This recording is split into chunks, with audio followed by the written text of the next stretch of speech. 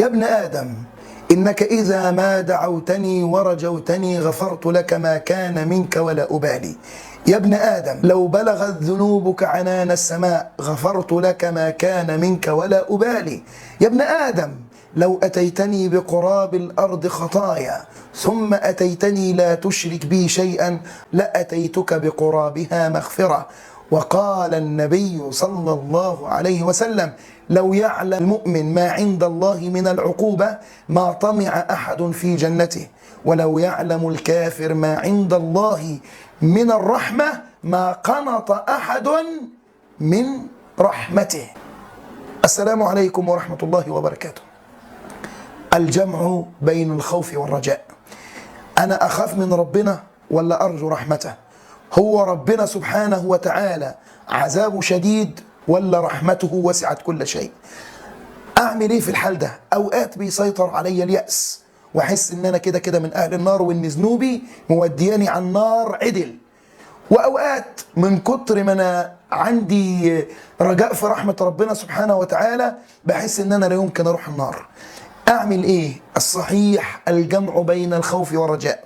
أفضل الأمور أنك ترجو رحمة الله سبحانه وتعالى ويكون عندك رجاء في رحمته، فهو الذي قال: ورحمتي وسعت كل شيء. دائما خلي عندك كده الآية بتاعت قول الله سبحانه وتعالى: إن الله لا يغفر أن يشرك به ويغفر ما دون ذلك لمن يشاء. فكل ما دون الشرك من المعاصي فكله تحت رحمة الله سبحانه وتعالى. دائما اقنع نفسك بأن رحمة الله سبحانه وتعالى تسع كل شيء، فيكون عندك رجاء فتطمع دائما في رحمة الله سبحانه وتعالى. قال الله: يوم تبيض وجوه. يوم ايه؟ تبيض وجوه. فكون عندك انت قناعة ان شاء الله ان ربنا سبحانه وتعالى هيبيض وجهي. وقال الله: وجوه يومئذ ناظرة الى ربها ناظرة. فلذلك خلي دايما عندك حتة ان شاء الله ربنا هيرحمني. قال النبي صلى الله عليه وسلم: لا يموتن احدكم الا وهو يحسن الظن بالله. اياك انك تخلي الرجاء ده يخليك بقى تعمل المعاصي براحتك. لما تلاقي نفسك هتغرق في المعاصي تذكر، هو قال يوم تبيض وجوه، وقال ايه؟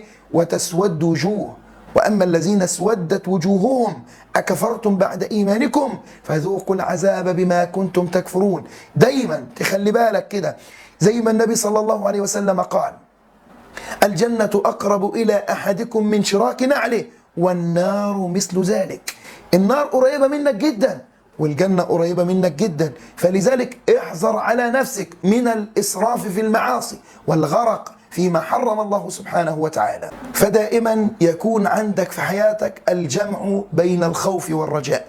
إن رأيت نفسك ربنا كرمك ومواظب على الطاعات والصلوات في جماعة، ومواظب على فعل الخيرات، ومواظب على الصدقات، ومواظب على البر والإحسان وفعل ما يرضي الله سبحانه وتعالى، فدائما كن على خوف ألا يقبل الله هذه الطاعات.